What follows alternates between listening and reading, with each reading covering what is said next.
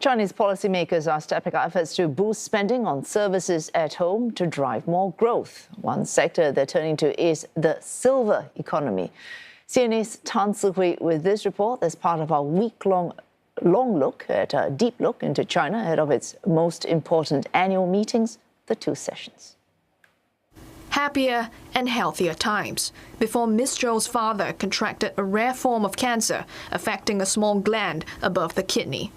As the 67-year-old's condition deteriorated, Miss Zhou prepared for the worst and turned to palliative care services.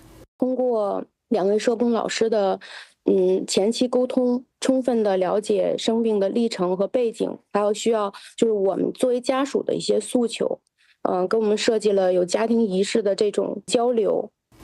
And it was this moment that Miss Zhou was particularly grateful for.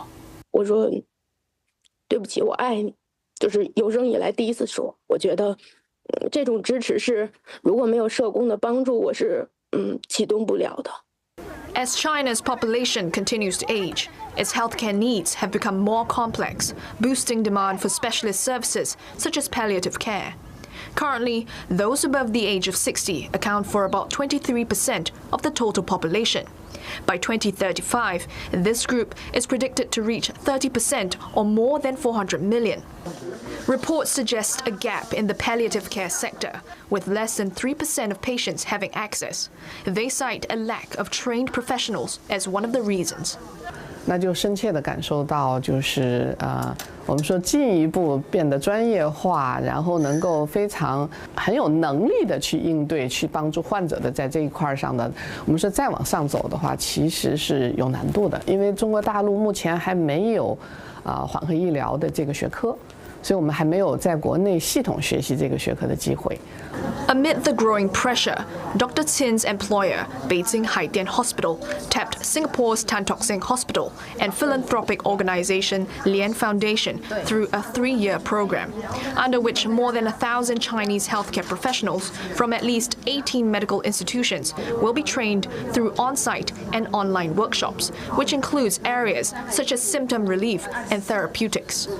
They are looking at our sharing as a platform whereby they can learn what regional standards or Singapore's, how we do it in Singapore. And then they will then have to adopt what they can that's aligned with their cultural context, their laws, their ethics and financing structure. In the wake of rapid aging, Chinese officials have signaled the country is ready to further open up its healthcare sector to foreign investors. Both policymakers and investors are also being taken aback by such a sort of explosive growth of the Chinese demographics. China has now a far larger aged population than before, so therefore they need a type of strategic adjustment as to understand such a reality.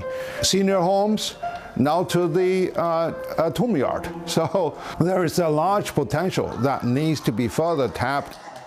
That's why, as thousands of delegates gather here in Beijing for the annual Two Sessions, healthcare will be one of the key areas that foreign investors will be looking out for, alongside other sectors such as telecommunications and education. Known in Chinese as Liang Hui, the Two Sessions will see policymakers set out plans and policy priorities for the year ahead. China's per capita healthcare spending reached about 2,500 yuan, or roughly $360 last year. This compares with nearly $6,000 per capita in OECD countries in 2024, highlighting substantial headroom for growth and investment in China's healthcare market. Tan Zihui, CNA, Beijing.